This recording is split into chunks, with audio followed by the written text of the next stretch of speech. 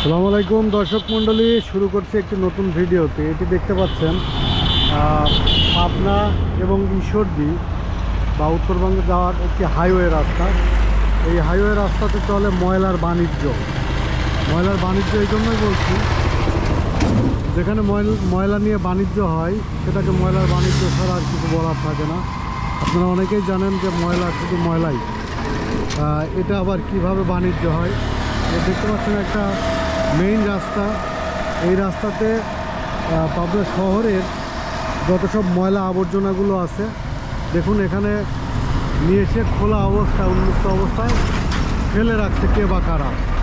এটার উদ্দেশ্য যতদূর জানতে পেরেছি, এটা ভরাটের উদ্দেশ্যে। এই ময়লা আলাদা টাকা দিয়ে, টাকার বিনিময়ে এই ময়লাগুলো নিয়ে এসে যত্রতত্র এভাবে ফেলে রাখছে। এ পাশে দেখতে পাচ্ছেন আবাসিক বাড়ি আছে, কিন্তু ময়লার যে স্তূপার যে দুর্গন্ধ, এখানে টেকা কঠিন।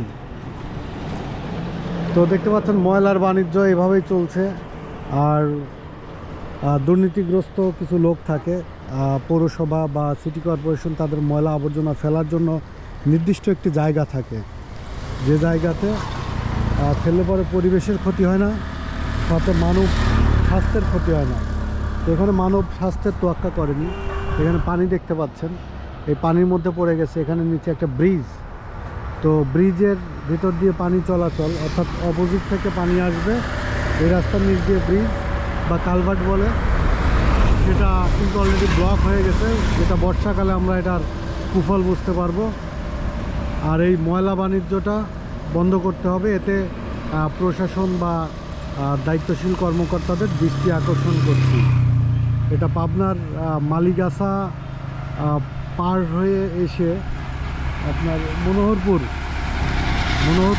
ঠাকুরবা ব্রিজ সংলগ্ন এলাকায় এই ময়লার স্তূপটা রাস্তার সাইডে আছে। এটা যে কেউ আসা যাওয়ার মধ্যে দেখতে পায় এবং ময়লার যে গন্ধটা, এটা কিন্তু উপলব্ধি করতে পারে।